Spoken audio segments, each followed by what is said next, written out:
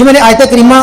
پڑھنے کا شرف حاصل کیا، اس میں اللہ تعالیٰ نے قرآن مجید میں ارشاد فرمایا کہ یا ایھا الذین آمنوا قوا انفسکم واہلیکم نارا۔ اس آیت میں اللہ تعالیٰ نے ایمان والوں سے خطاب کیا، ایمان والوں کو مخاطب کر کے فرمایا کہ اے ایمان والو قوا انفسکم واہلیکم نارا، کہ اس جہنم کی آگ سے اپنے آپ کو اور اپنے اہل خانہ کو، اپنے گھر والوں کو بچاؤ۔ اب دیکھیں جو اللہ تعالیٰ نے ہمیں حکم دیا ہے، سب سے پہلا جو حکم دیا ہے وہ قوا انفسکم، اپنی جان کو۔ سب سے پہلے ہم نے اپنی جان کو بچانا ہے، اپنی فکر کرنی ہے کہ ہم اس جہنم کی آگ سے کیسے بچ سکتے ہیں۔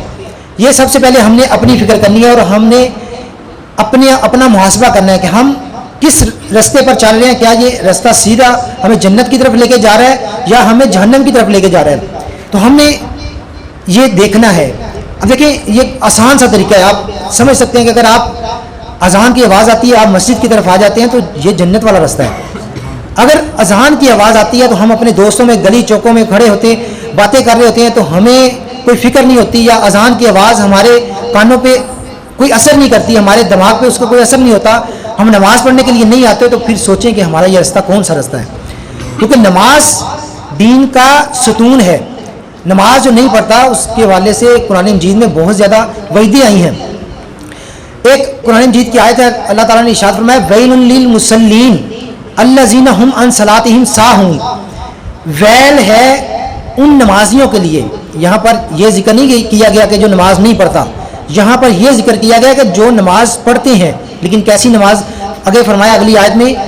کہ ویل للمصلین، ویل ہے ان نمازیوں کے لیے الذین ھم عن صلاتہم ساہون، کہ جو اپنی نمازوں سے بے خبر ہیں۔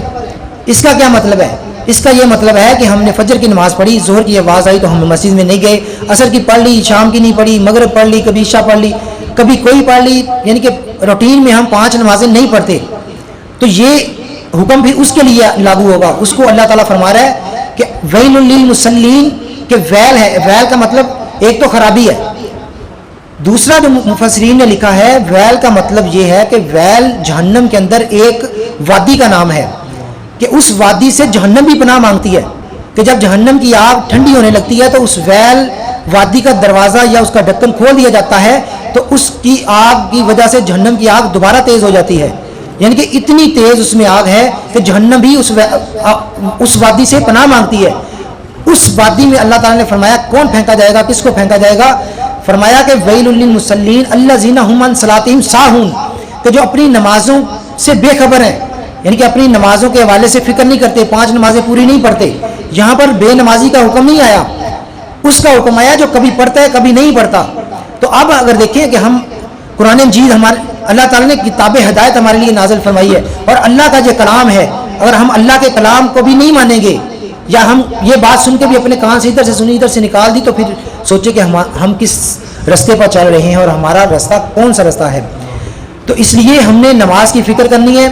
نماز 5 ٹائم پڑھنی ہے، یہ ہمیں بتائے گا کہ ہم کون سے رستے پر چل رہے ہیں۔ اس کے بعد اب دیکھیں اسلام کے جو فرائض ہیں، زکوٰۃ کا مسئلہ آ گیا، زکوٰۃ ہے، نماز ہے، کلمہ ہے، روزہ ہے، حج ہے۔ اگر آپ کے پاس آپ صاحب نصاب ہیں تو پھر آپ پہ زکوٰۃ فرض ہے۔ جس طرح علامہ طاہر صاحب نے بھی پچھلے جمعے میں بھی ارشاد فرمایا تھا کہ 1,03,000 روپیہ جس کے پاس موجود ہے، وہ چاہے سونے یا پیسے کی شکل میں موجود ہو، تو اگر یہ سونا یا پیسے اکٹھے مکس کر کے ملا کے اگر پھر بھی 1,03,000 روپیہ بن جاتا ہے تو پھر آپ پہ زکوٰۃ فرض ہے، اور آپ 1,02,500 2500 روپیہ زکوٰۃ دیں گے۔ اگر آپ زکوٰۃ نہیں دیتے تو پھر اب دیکھیں ہم اکثر دوستوں سے ملتے ہیں نا، تو اگر ان سے بات کریں کہ بھائی آپ پہ زکوٰۃ فرض ہے تو زکوٰۃ دو، تو وہ اکثر یہ کہتے ہیں کہ یار میں نا ہر مہینے 11ویں شریف کی ایک دیگ بنا دیتا ہوں اور بچوں میں تقسیم کر دیتا ہوں یا محفل کروا دیتا ہوں، تو میں ہر مہینے یعنی کہ یہ صدقہ خیرات نکالتا رہتا ہوں۔ تو یہ صدقہ اور خیرات نکالنے سے زکوٰۃ ادا نہیں ہوگی۔ ہمارے علماء فرماتے ہیں کہ اگر آپ نے نفلی صدقہ 1,00,000 روپیہ کر دیا اور آپ پہ زکوٰۃ فرض ہے، زکوٰۃ کا 1 روپیہ آپ نے ادا نہیں کیا، تو اگر آپ 1 روپیہ زکوٰۃ جو آپ پہ فرض ہے وہ 1 روپیہ ادا کریں گے، اس کا ثواب زیادہ ہے اس 1,00,000 روپے لگانے سے۔ ہم نے فرائض کو چھوڑ کے نوافل کی طرف ہم بھاگ اٹھے ہیں۔ اب دیکھیں اگر محفل ہوتی ہے نا، کوئی انتظامیہ کے جو لڑکے کام کر رہے ہوتے ہیں، ان کو محفل کی فکر ہوتی ہے کہ میں نے محفل پہ سٹیج بنانا ہے، میں نے یہ کرنا ہے، میں نے وہ کرنا ہے، اور جب اذان کی آواز آتی ہے تو وہ مسجد کی طرف نہیں بھاگتے کہ میں فرض کو پہلے ادا کر لوں، پھر نفلی کام جو بعد میں وہ بعد میں کر لوں گا. ہمارا اس سائڈ پہ دھیان نہیں جاتا، ہم بے عملی کی طرف جا رہے ہیں. ہم پتہ نہیں، اقبال نے فرمایا تھا نا کہ عمل سے زندگی بنتی ہے، جنت بھی جہنم بھی، یہ خاکی اپنی فطرت میں نہ نوری ہے نہ ناری ہے. اس کے بعد اگلی آیت کا جو اگلا حصہ ہے اس میں اللہ تعالیٰ نے فرمایا کہ قو انفسکم واہلیکم نارا، کہ واہلیکم نارا، کہ اپنے اہل و عیال کو ہم نے اس جہنم کی آگ سے بچانا ہے. اب دیکھیں، ہر بندہ، حدیث پاک میں آتا ہے کہ کلکم رائی و کلکم مسئول عن رعیتہ. نبی کریم صلی اللہ علیہ وسلم نے ارشاد فرمایا، حضرت عبداللہ بن عمر رضی اللہ عنہ نے یہ روایت بیان کی ہے. آپ فرماتے ہیں کہ نبی کریم صلی اللہ علیہ وسلم نے فرمایا کہ کلکم رائی و کلکم مسئول عن رعیتہ، کہ تم میں سے ہر بندہ نگہبان ہے، یعنی کہ ہر بندہ حاکم ہے اور اس سے اس کی جو رعایا ہے اس کے بارے میں سوال کیا جائے گا. اب دیکھیں، ایک باپ ہے، اس کے نیچے اس کی اولاد ہے، ایک بڑا بھائی ہے، اس کے نیچے اس کے چھوٹے بہن بھائی ہیں، ایک بیوی ہے، اس کے ذمے اس کا گھر ہے، اس کے بچے ہیں، وہ اپنے بچوں کی نگہبان ہے، والد اپنے بچوں کا نگہبان ہے، بڑا بھائی چھوٹے بھائیوں کا نگہبان ہے. تو جو بڑا ہے اس سے چھوٹوں کے بارے میں یا جو اس کے ماتحت ہیں ان کے بارے میں سوال کیا جائے گا. ایک دکاندار ہے تو اس نے 2-4 ملازم رکھے ہوں. اکثر آپ بازار میں دیکھیں، ہر دکاندار کے پاس 2-4 ملازم ضرور موجود ہوتے ہیں. تو اس دکاندار سے ان ملازموں کے بارے میں سوال کیا جائے گا کہ نماز کا وقت تھا تو نے ان کو نماز کے لیے مسجد کیوں نہیں بھیجا، خود کیوں نہیں گیا. تو یہ حدیث پاک میں جو آتا ہے، حضرت عبداللہ بن عمر رضی اللہ عنہ نے روایت جو بیان فرمائی ہے نا کہ کلکم رائی و کلکم مسئول عن رعیتہ، کہ ہر بندہ نگہبان ہے اور ہر بندے سے اس کی رعیت کے بارے میں سوال کیا جائے گا. تو ہم نے اپنے ماتحت جتنے بھی آپ کے ہیں، اولاد ہے، بہن بھائی ہیں، چھوٹے بہن بھائی ہیں، ہم نے ان کو اچھی تربیت ان کی کرنی ہے اور ان کو دین کی باتیں سکھانی ہے اور فرائض کی طرف ان کو، یعنی کہ ان کی تربیت اس طرح کرنی ہے کہ وہ دین کے فرائض لازمی پورے کریں. اگر ہم اس طرف نہیں لے کے آتے اپنے اولاد کو تو پھر آنے والے وقت میں اس کا نقصان آپ کو دنیا میں ضرور ملے گا، نظر آئے گا. اگر ایک باپ اپنی اولاد کو نماز نہیں سکھاتا، نماز جنازہ نہیں سکھاتا، تو جب وہی باپ فوت ہو جائے گا تو پھر یہی بیٹا جب نماز جنازہ پڑھنے کے لیے، باپ کا نماز جنازہ پڑھنے کے لیے جنازگاہ میں جائے گا تو اس کو دعا نہیں آتی ہوگی، تو یہ اپنے باپ کو دھوکہ دے رہا ہوگا. اس میں سب سے زیادہ قصور اس باپ کا ہے کہ جس نے اپنی اولاد کو یہ دعائیں نہیں سکھائیں، اس کو امام صاحب کے پاس نہیں بھیجا کہ دین کے جو فرائض ہیں وہ سیکھو. ہم اپنے بچوں کو اچھے سے اچھے اسکول میں پڑھانے کے لیے اتنی زیادہ فیسیں بھرتے ہیں اور فیسیں دیتے ہیں اور باقاعدہ بچوں کو لے کے جانے اور آنے کے لیے ہر چیز کا انتظام ہوتا ہے. لیکن کبھی ہم نے دین کی طرف اپنی اولاد کو اس طرف لے کے آنے کا سوچا ہے کہ ہم اپنے بچوں کو قرآن مجید جو پڑھاتے ہیں، ہم نے اچھے قاری صاحب کے پاس اپنے بچوں کو پڑھانا ہے؟ کبھی ہم نے یہ سوچا ہے؟ اس وقت ہم سوچتے ہیں کہ ٹھیک ہے قرآن ہی پڑھانا ہے، جس کے پاس مرضی پڑھا لو. اس وقت ہم سوچتے ہیں کہ ٹھیک ہے قرآن ہی ہے نا، ہم نے چاہے اس کا عقیدہ بھی ٹھیک ہے یا نہیں، ہم جس کے پاس مرضی قرآن پڑھا لیں، قرآن ہی پڑھنا ہے. ہمیں یہ پتہ ہے کہ